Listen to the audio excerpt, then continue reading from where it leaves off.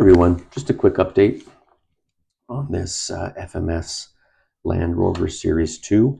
So originally I had the full top on this thing, and I mentioned that this thing looks stupid with the little half cab, but then I realized there's so much I could do with the back bed that was covered with the old one. So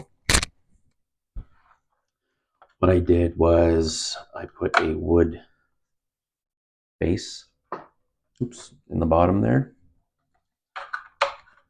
and then just added a bunch of little things. This obviously isn't glued in yet.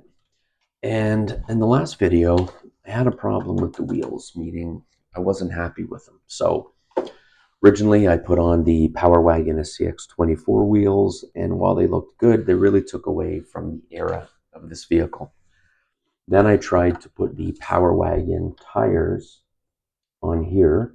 I put that on and I was going to go with it, but then when I drove it, the wires or the tires were too squishy, and they would rub and everything. So I'm back to the original wheels, but what I did was I didn't like the little caps that they sent with it. I know they're scale and then to the era, but they look too big on here for me.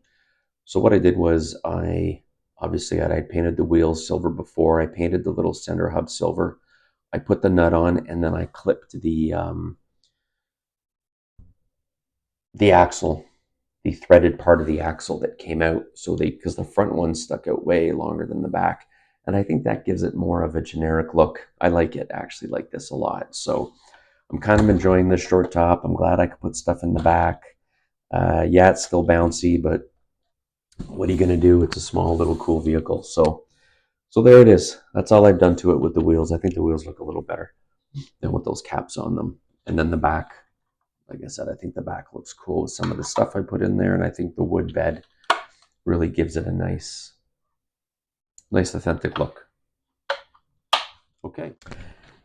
And one other thing I did to this is when I first got it, I gotta fix the wires in there. I didn't like the fact that you turn on these lights, then they go bright, and then when you get the headlights on, you got your flashers that were going off constantly, so you couldn't run it with the headlights and these running lights on. And the rear lights are on. So what I did was, if you notice, nothing's flashing, and when I turn, nothing's flashing. So I don't need turn signals. So what I did was, if you look at the booklet, it'll give you a layout of the ESC. These wires are all kind of in there with some black caulking. I took that off, I lifted the wires out, and it gives you a nice little diagram of what's what. And what you have to do is go in, and each clip has about 3 wires in it, and it'll tell you which wire in that clip works, because the same wire works the headlights as does the left turn signal, for example. So it's not like you can just pull the clip out and you're done. So I had to pull out 4 wires. So you pull the white clip out, lift up on the tab, pull that wire out. Now that wire is going to have a connector on it. So what I did was I took some liquid electrical tape, and I just put that over the end of the wire, and then I put them all in here with this, and then I just zip tied this back into place. So it's nice and clean the way they were when it shipped.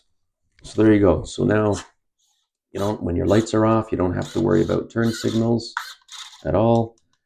You can put your little running lights on. They go bright. You can have your headlights. Now they're on together. Rear lights. So when you have your daylights on, your rear lights are on. When they go bright, you still have your rear lights. There you go. So the rear lights are always on. And I don't think there's no brake on it, but it doesn't matter to me. But at least I don't have the turn signals anymore. So there you go. That's all you do, how you do it. All right? Take care, everyone. Thank you. Oh, like, subscribe, comment, all of that. Talk to you soon. Bye.